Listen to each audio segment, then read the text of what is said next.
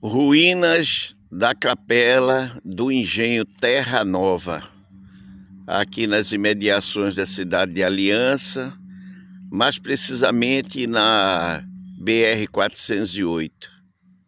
Ali a Casa Grande, que agora é uma escola. E eu pergunto, onde é que se encontra o IPHAN? Onde é que se encontra o Instituto Histórico aqui da região?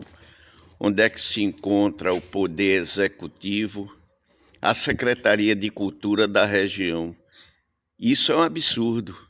Onde é que se encontra a Igreja Católica Apostólica Romana, que permite que isso aconteça?